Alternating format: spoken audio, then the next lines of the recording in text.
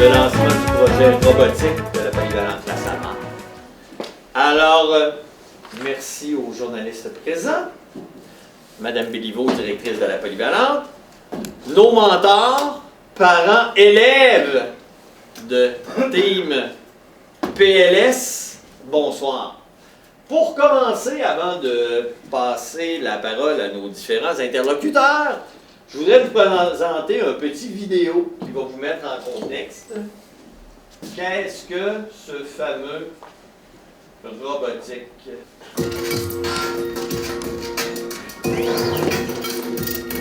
J'ai toujours dit qu'au Québec, la créativité est une ressource naturelle. Pour moi, les jeunes qui participent au projet Robotic First, ils vont apprendre à se découvrir. Nous, ce qu'on cherche, c'est de créer la relève.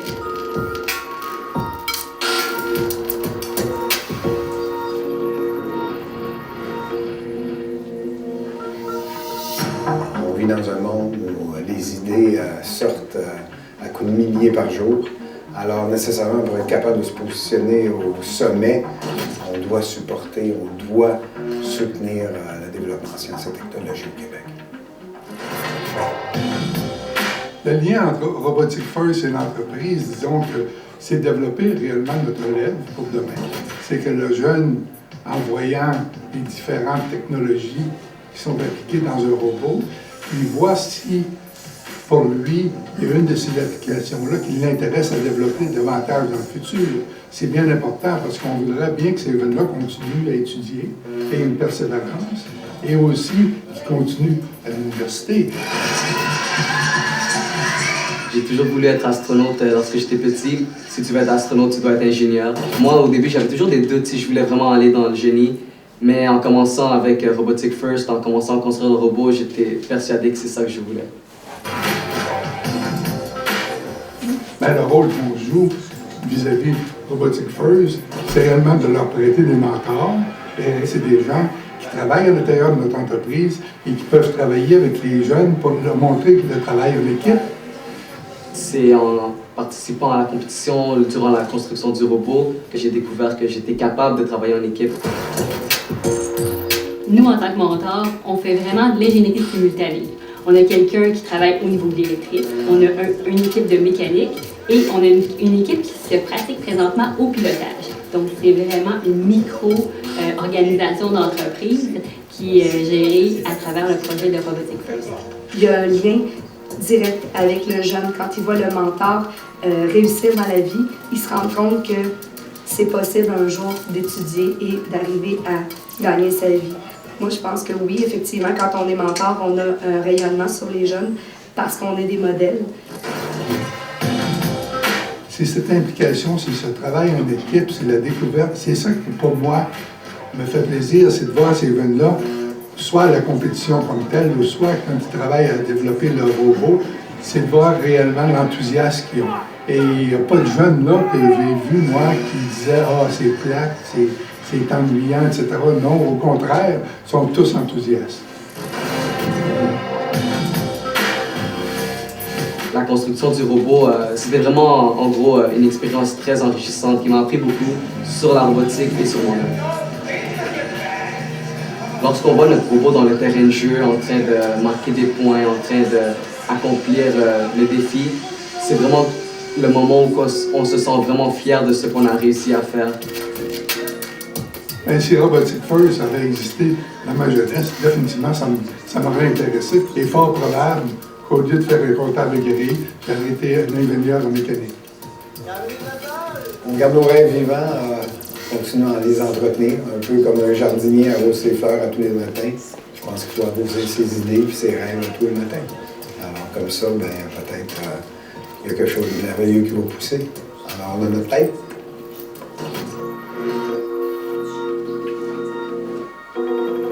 J'inviterai maintenant Danielle Béliveau, directrice de la polyvalente La Samar.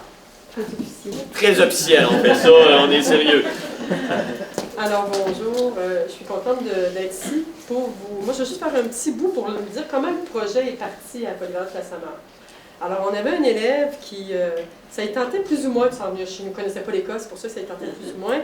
Puis ils ont cherché ensemble, dans le fond, il est venu me voir dans mon bureau, puis on cherchait ensemble un moyen de le motiver à dire que peut-être que la polyvalente Classamar pourrait être un bel endroit pour lui. Alors, il me disait, comme il était l'année passée, il y avait un projet qui s'appelait Robotic First, il faisait des robots, puis il partait. Alors, on est allé voir sur Internet, on est allé voir, j'ai dit, OK, on regardait voir s'il y a des gens intéressés.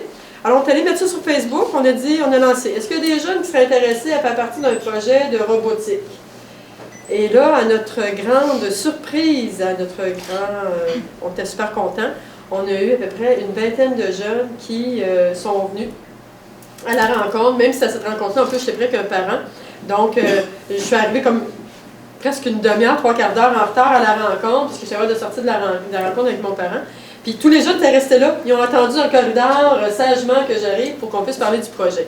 Donc, c'est comme ça qu'est partie l'idée. Et ensuite, on a fonctionné un petit peu à l'envers. Habituellement, on regarde si on a des adultes, puis après ça, on lance avec les jeunes. Mais on est parti avec les jeunes, puis après ça, on a lancé l'idée aux enseignants, je dirais aux enseignants, mais plus au personnel de l'école, pour savoir s'ils étaient intéressés à embarquer avec nous. Puis, on a des gens qui se sont intéressés. Tantôt, je vais laisser Yves vous les présenter, l'équipe qui fait partie de Robotic First. Alors, c'est comme ça que le tout est parti, mais je vous dirais, c'était comme fou, parce qu'on disait les cours, tout ça. Puis à force de parler avec eux autres, la première année, on a des subventions, des gens qui nous aident un peu, donc on a encore besoin de sous, on a encore besoin de commanditaires, on a encore besoin d'avoir des gens qui viennent nous aider. Et suite à ça, on a eu des gens aussi, des parents qui ont embarqué nous autres. Je n'irai pas plus loin, mais juste pour vous dire qu'on parle souvent dans l'éducation d'intégrer les garçons. À la première rencontre, on n'avait que des garçons. J'ai pas une fille qui s'est présentée, donc vraiment que des garçons qui se sont présentés. Mais par la suite, nous sommes bien contents. Il y a des filles qui se sont jointes à l'équipe pour faire peut-être pas le rôle de construction, mais un rôle plus administratif ou de publicité, des choses de même. Donc on est bien contents que ça vienne mêler un petit peu l'ensemble. Mais nos jeunes qui sont impliqués présentement dans le projet sont des jeunes qu'on ne voyait pas nécessairement dans d'autres projets dans l'école. Donc, je pense que ça leur a répondu à un besoin qui est intéressant pour nos jeunes. Alors, merci d'être présents. Merci aux jeunes de participer. Je pense que c'est une belle couleur pour la polyvalente Classamar. On est la première école dans la région. Il y a une école privée au Centre du Québec qui fait le projet présentement, mais on a la première école publique au Centre du Québec qui a embarqué dans la folie de Robotic First, parce que je vous dirais qu'en 6 semaines, c'est réellement une folie. Alors, sur ça, je vais inviter peut-être Mme Rancourt, alors présidente de la commission scolaire, de venir nous dire un petit mot. Merci. Alors, bonsoir à chacun de vous. Je m'excuse pour la voix un peu éraillée. C'est un vestige qui traîne depuis un petit moment. Et je m'excuse également d'être arrivé avec quelques minutes de retard, un changement de dernière heure qu'il a été impossible d'organiser autrement. Mais c'était un vif plaisir que de venir vous rencontrer et je n'allais pas manquer l'occasion, c'est bien sûr. D'une part, parce que je suis arrivée juste à temps pour entendre la dernière phrase qui disait « semer des idées dans la tête ». Et c'est ça. Rien, mais rien de ce qui existe a pu exister sans que d'abord ça ait été un germe, une idée dans la tête de quelqu'un.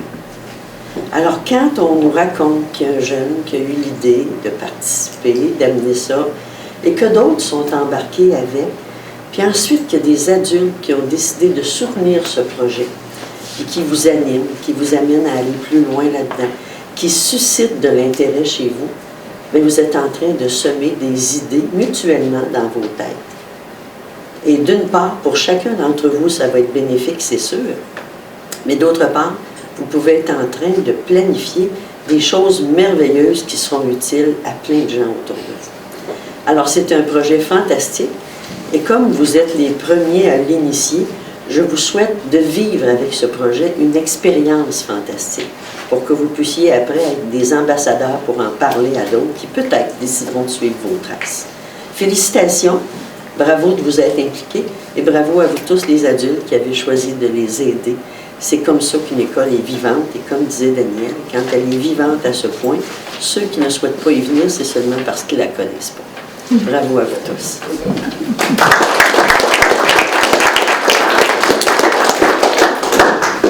Alors, merci beaucoup, Mme Rancourt. J'inviterai maintenant Élodie à venir nous dire quelques mots sur le rôle des élèves qui participent au projet de Robotic First. Bonjour, mon nom est Lady Turcotte. Dans le fond, je suis en deuxième secondaire. Je suis dans le comité de la communication. Mon ami et moi sommes allés questionner tous les garçons afin de connaître pourquoi ils se sont impliqués. En résumé, souvent ils se sont impliqués parce qu'ils aimaient la robotique, ils voulaient relever de nouveaux défis, s'impliquer dans l'école, puis qu'ils trouvaient que c'était un beau projet. De plus, ils ont pu choisir leur domaine, soit la mécanique, l'électrique, la programmation et le dessin 3D.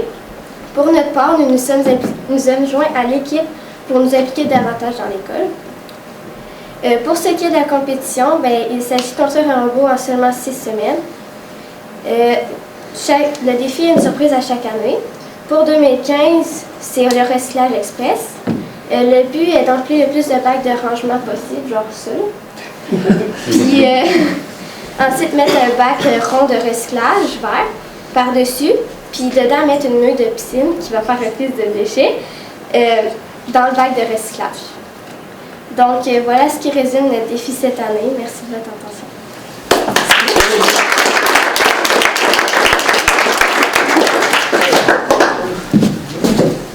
Alors, juste pour reprendre un peu quelques mots d'Élodie, le défi est sorti le 3 janvier. On s'est rendu en groupe, une belle délégation à Québec, à l'Université Laval, où le défi était officiellement lancé à la grandeur de l'Amérique du Nord pour nos amis américains. Alors, j'inviterai maintenant, c'est un beau projet de partenariat école-entreprise. Puis, quand je dis un beau projet, Daniel nous a approché, nous les profs, pour s'impliquer là-dedans. On a dit oui, mais après on a fait...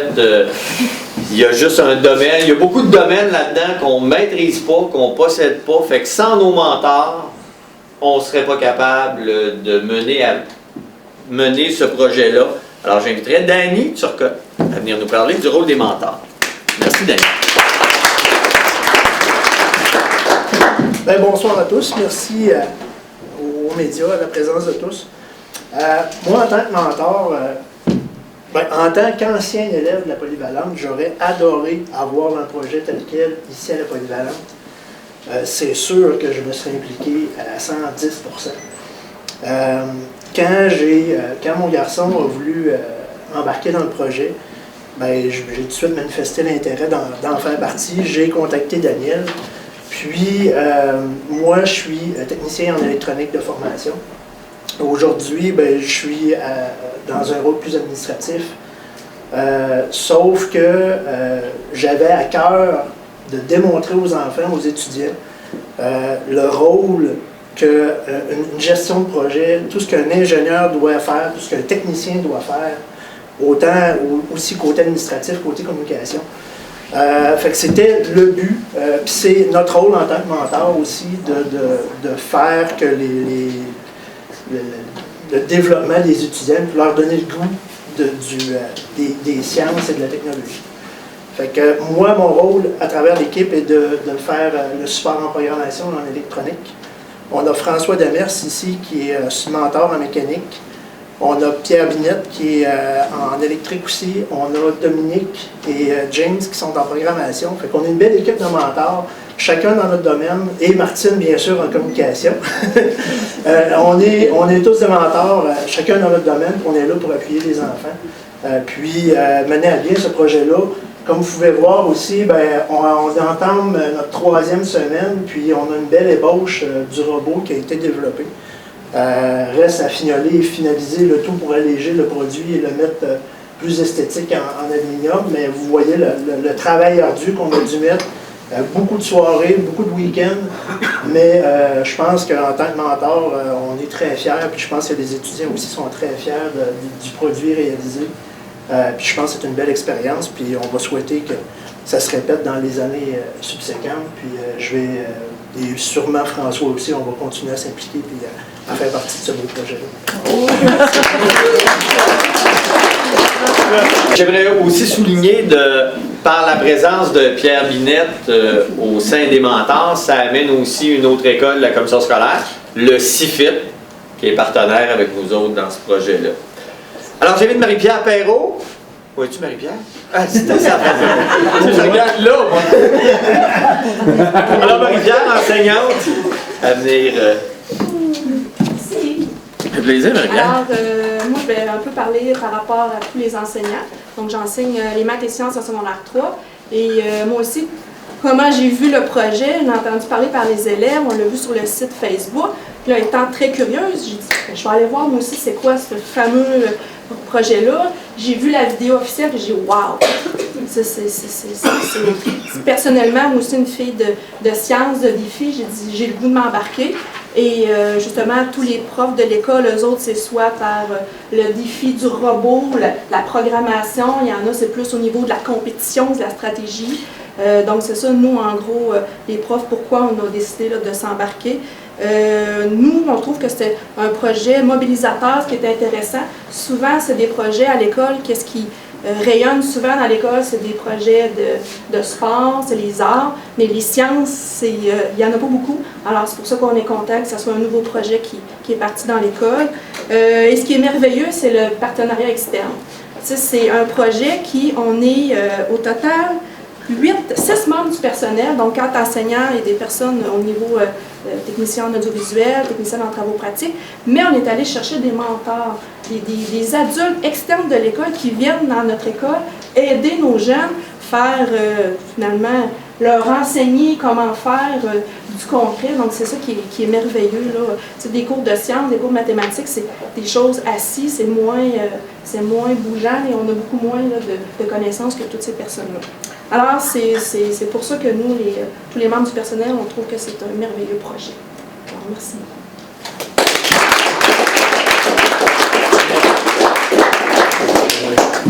Je n'aurais pas mieux dit. Alors, j'inviterai Martine Bernier à vous adresser quelque chose. Moi, je m'occupe plus de la partie communication puis financement avec nos 2 filles qui ont accepté d'embarquer dans le projet.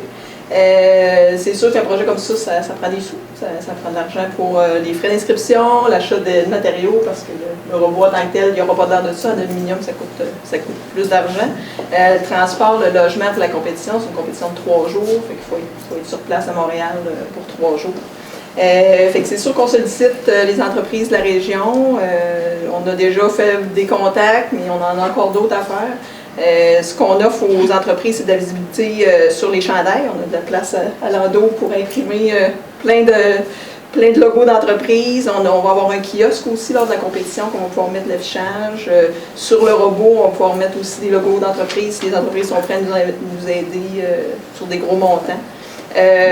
On peut même aussi vendre le nom de l'équipe si on a vraiment une entreprise qui est intéressée à nous financer le projet.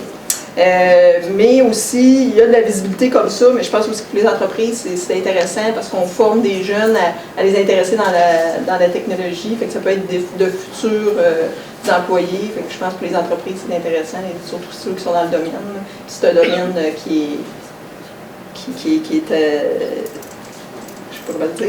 en évolution, oui, c'est ça. Fait qu'on forme des futurs ingénieurs, des futurs techniciens, des futurs dessinateurs, des programmeurs. Fait que je pense que pour les entreprises de la région, ça peut être intéressant d'encourager ce beau projet-là. Fait que si jamais il y a des entreprises qui sont intéressées, ben, c'est de contacter peut-être la polyvalente, mais des référents là, à moi là, par la suite. Merci.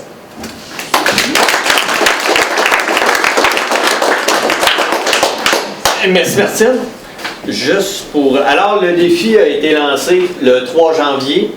On a 6 semaines pour réaliser notre robot qu'on va devoir, la date exacte, le 17 février, on doit l'emballer, sceller.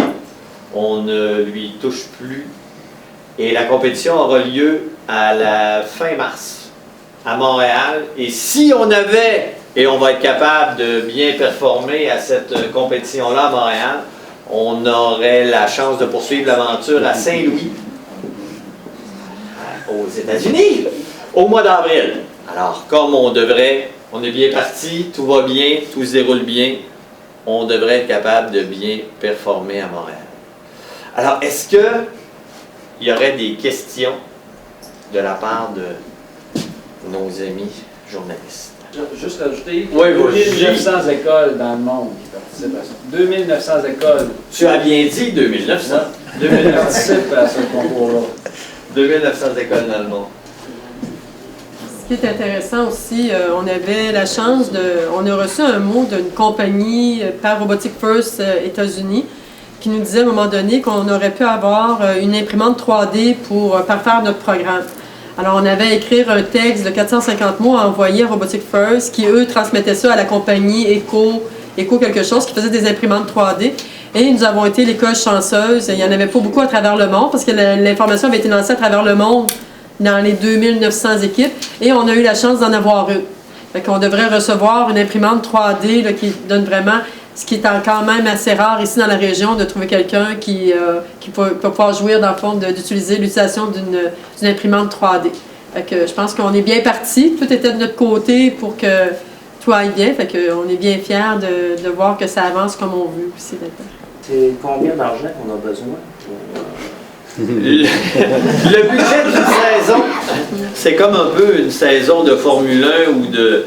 Là, on en est à notre première année, donc on a droit à des subventions comme école recrue, mais une année de robotique, c'est environ 15 000 25 000 Bon, c'est 25 000 le budget de base qu'on a envoyé, nous, pour faire la demande, puisqu'on a fait des demandes de subventions à Robotic First États-Unis, et pour avoir des sous pour les avoir. Robotic First Québec, eux autres, nous en donnent une partie aussi pour la première année, donc l'inscription à la compétition, qui est juste l'inscription qui est 6 500 $ pour s'inscrire à la compétition au Québec, puis aller à l'international après. Ce qui fait que quand on regarde l'hébergement, si on regarde les pièces, parce que le robot, bon, on reçoit des pièces, parce que les gens nous... Je ne sais pas s'ils vont l'expliquer. On a reçu notre kit de base, mais on peut racheter après ça 4 000 $ de pièces après le robot. Donc ça... Pardon? 4200 cette année, augmentation de 200 $. C'est 4 000 $ américains. OK, on est chanceux. On est chanceux. Tout le 200. Alors, 4 200 $ qu'on peut ajouter en pièces sur le robot. Donc, ça, l'hébergement, les repas des jeunes. Donc, toute la structure qui va autour de la compétition. Pas si on va aux États-Unis, c'est même pas compris. Là. Si on va à Saint-Louis, au Missouri, c'est pas compris encore dans le projet du 25 000. Mais le budget de base que j'ai fait pour obtenir les choses était un budget de 25 000 $. Donc, ça prend, comme on dit tantôt, un puits, ça prend un chariot pour transporter notre... Donc, ça prend beaucoup d'outils. Donc, là, on a la chance parce qu'on a eu des gens de Machinex ou de Westburn, qui est une compagnie à Drummondville, qui nous ont fourni certains... des choses gratuitement, puis qui nous ont commandité des outils, mais ça reste qu'il y a beaucoup d'outils à acheter, puis cette année, on y va avec la base, parce qu'on essaie d'y aller avec les moyens qu'on a. Hein. On sait qu'on est une école publique, fait qu'on n'a peut-être pas toujours les mêmes moyens, sauf que ce qui est intéressant, c'est que même l'école privée ou publique, on peut pas mettre plus qu'à 4 000 de pièces dessus. Fait qu'au moins, tout le monde part avec la même... on peut pas dire que c'est illimité, fait qu'il y en a qui vont mettre 25 000 dessus. Mais en tout, c'est vraiment un projet de tout près de 25 000 $. Mais comme on en est à notre première année, ben là, c'est le prototype. Pour faire des tests, on n'a pas... On ne peut pas s'appuyer sur une banque de pièces et une banque... Alors, pour cette année, c'est sûr que les frais aussi sont assez élevés parce qu'on doit se procurer des pièces, un ensemble de pièces dans le but de faire de tester notre prototype. Dans le 25 000, ça comprend le kit de base, plus le 4 200 $. Oui, ça comprend tout. Donc, ça comprend le kit de base, parce que là, ils nous ont envoyé avec le kit de base pour monter. Vous avez vu tantôt, il y a comme des bandes, il y a des choses, donc vraiment les pièces. Ça comprend un ordinateur, ça comprend aussi les inscriptions, tout ça. C'est vraiment, là, quand je dis 25 000, ça va peut-être finir à 20 000, à 22, mais ça peut aller jusqu'à 25 000. Donc, c'est un projet qui n'est pas donné. C'est pour ça qu'on parle, on a besoin de la collaboration des industries pour essayer d'amener nos jeunes, dans le fond, plus loin là-dedans. Donc, nécessairement, ça prend des sous. Puis ces sous-là, c'est sûr que comme école publique, on n'a pas nécessairement 25 000 à investir de mon budget d'école. Puis ça n'aurait pas nécessairement de sens d'investir 25 000 de budget d'école pour un groupe restreint d'élèves, mais on amène au fur et à mesure avec les industries qui, pour eux, c'est une publicité. Mettre de la pub dans un journal ou mettre de la pub avec nous. On va quand même à Montréal. À Montréal, il y a, je pense, je ne sais pas combien d'équipes, une cinquantaine d'équipes à Montréal. Le stade est bien plein de monde, fait que la publicité qui peut être faite là, c'est vraiment un plus pour les gens. Puis il y a beaucoup de gens du monde de la robotique, fait que si on a quelque chose avec une compagnie de robotique, c'est un plus pour eux autres. Fait qu'on est vraiment à la recherche de commanditaires, mais en même temps, on va de l'avant, puis on va se servir de notre originalité puis de je dirais, on va être créatif pour être capable de trouver les sous puis d'être capable de fonctionner avec les revenus qu'on a. Puis on vient vraiment de ça, c'est vraiment un organisme et c'est vraiment quelque chose de solide, Robotic First. Juste se démêler dans les guides, comprendre le jeu, guide d'administration et de tout, là. C'est vraiment, là, tout est précis, écrit là-bas. On est évalué sur, oui, le robot en compétition, notre sécurité dans les puits, la qualité de notre puits, la qualité d'expression qu'on va utiliser pour présenter notre robot. C'est vraiment très, très, très complet. C'est sûr qu'on en est à notre première année. Je lisais, il y a même un volet de film d'animation sur la sécurité. C'est énorme, là. C'est vraiment, on est rentré dans une grosse affaire. Puis c'est pas juste ce qu'il doit faire le robot. Parce c'est que, idéalement, il faudrait vous présenter le vidéo qu'on a eu. Je ne sais pas si vous possédez, vous disposez d'une dizaine de minutes encore. C'est ça. Peut-être au moins montrer peut-être au petit début. 3 minutes. Je ne l'ai pas, le temps de le trouver. Je ne l'ai pas prêt. Ouais, mais il faut que je rouvre le Dropbox. Je ne l'ai pas prêt. Mais en gros, là. Ça devrait le répéter, ça va être bien. Ben oui. C'est quelqu'un qui peut. Est-ce que quelqu'un dans la gang peut expliquer c'est quoi notre défi en gros? Le projet consiste, dans le fond, à empiler des bacs comme ça. Puis, dans le fond, le nombre de bacs empilés, ça fait un nombre de points. Comme c'est là, ces bacs-là, si on les empile un par-dessus l'autre, ça fait 2 points déjà, sinon un par-dessus l'autre. Mais ça, il faut les mettre à une place précisée. Il faut vraiment les mettre à une place. Puis là, après ça, il y a d'autres sortes de bacs. Il y a des bacs de recyclage ronds. Là, c'est ça, il faut concevoir le robot pour qu'il soit capable de prendre les bacs. Aussi, on peut mettre des spaghettis dans des bacs pour faire des points. Là. Des nouilles de piscine. Là. Ça fait des points. Ce qu'il faut comprendre, c'est que ça se passe en équipe. Ouais, Curieusement, aussi, on peut faire des alliances. C'est ça. Chaque robot va être monté, mais on va toujours être avec 2 autres équipes à ce moment-là pour la compétition. Cette année, c'est un petit peu particulier. Avant, c'était 2 équipes, un contre l'autre, mais là, c'est chaque équipe qui va travailler. Mais notre équipe de robotique va être jumelée avec une alliance avec 2 autres. Et là, il va falloir travailler en équipe, les 3 ensemble, pour faire le maximum de points. Puis après ça, il y a des éliminations un peu comme au hockey. Donc là, on va faire un total de points, puis après ça, ils vont regarder, on va faire plusieurs manches. Puis après ça, les premiers, ceux qui finissent avec le plus de points, bien, ils vont à l'autre étape, ils peuvent se refaire une équipe de rêve, puis faire une finale avec tout ça après. Rapidement, ils ont 3 minutes. Attendez tous. L'édition 2015 de la compétition de Robotic First, Recyclage Express. Voici le terrain 2015. Le thème est le recyclage. L'objectif est d'empiler des bacs de rangement, de placer au-dessus de ces piles des bacs de recyclage et de se débarrasser des déchets. Au cours d'un match, 2 alliances de 3 équipes jouent sur un terrain de 27 par 54 pieds. Une marche divise le terrain en 2 parties égales, une bleue et une rouge. Des stations de joueurs humains se trouvent à chaque coin du terrain. Chaque côté du terrain dispose d'une zone de déchetterie, d'une zone auto et de 2 plateformes de pointage. Les alliances restent de leur côté du terrain tout au long des 2 minutes 30 du match, mais il peut y avoir des interactions près de la marche. Préparons maintenant le terrain pour un match. 3 sortes d'objets se trouvent sur le terrain et dans les stations d'alliance. Des bacs de rangement, des bacs de recyclage et des nouilles de piscine qui feront office de déchets. Les bacs jaunes sont ornés de rubans adhésifs réfléchissants et sont ainsi plus facilement repérables par les robots.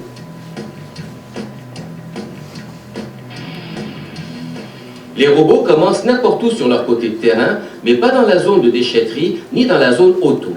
Au cours des 15 secondes de la période autonome au début de chaque match, les robots utilisent des instructions préprogrammées pour se déplacer, apporter des bacs jaunes et des bacs de recyclage dans la zone auto. Des bonus sont accordés pour l'empilement des bacs de rangement jaunes. De plus, les robots peuvent commencer à prendre des bacs de rangement gris et des bacs de recyclage dans la déchetterie ou sur la marche. Quand la période télécommandée commence, les pilotes s'avancent pour prendre les commandes. Les alliances marquent des points en empilant des bacs de rangement sur leur plateforme. Chaque bac gris vaut 2 points. Les équipes peuvent prendre des bacs gris dans la déchetterie, sur la marche ou ceux introduits sur le terrain par un joueur humain par la chute à bac. Les bacs de recyclage placés au-dessus des bacs de rangement ayant déjà accumulé des points rapportent 4 points par niveau. Les robots peuvent prendre des déchets introduits par les joueurs humains par la chute à déchets. Un déchet placé dans un bac de recyclage ayant accumulé des points vaut 6 points. Un déchet placé dans la déchetterie vaut 1 point. Les alliances peuvent essayer de lancer des déchets du côté de l'alliance adverse avant les 20 dernières secondes du match. Les déchets se trouvant sur le terrain à la fin du match et n'ayant pas rapporté de points sont considérés comme des déchets non traités et chacun d'eux ajoutera 4 points à l'alliance adverse. Les alliances peuvent collaborer pour gagner 20 points de coopétition en plaçant 4 bacs de rangement jaune sur la marche. L'empilement de ces 4 bacs jaunes rapportera à chaque alliance un bonus de 20 points. Pour bien se classer au cours des matchs de qualification et progresser jusqu'en finale, les équipes feront en sorte de maximiser leur pointage à chaque match. Sauf pour les matchs de finale, il n'y aura pas de gagnant déclaré pour chaque match individuel, car cela n'a pas d'influence directe sur les résultats du tournoi Recyclage Express. Les robots devront évidemment être robustes pour ne pas être endommagés par des objets qui leur tomberaient dessus. Quel match! Nous sommes impatients de découvrir vos stratégies créatives. Amusez-vous avec Recyclage Express et bonne chance! Mais le lançage de spaghetti, on a vraiment essayé, puis... Ça change pas bien. Non. On n'aura pas long. Alors c'est ça, on a dû réécouter la vidéo et le guide, c'est assez complexe, là. Mais c'est ça que nous aurons, c'est le défi auquel on aura à répondre. Rendu là-bas, c'est quand même rendu encore de la communication entre équipes. Comme toi, ouais, t'es bon là-dedans, puis l'autre, ouais, t'es meilleur là-dedans. Fait que toi, tu vas aller te placer à tel endroit, puis tu vas faire telle affaire. Puis faut vraiment se parler, puis parler stratégie entre équipes. Bien, merci beaucoup. Merci beaucoup de vous être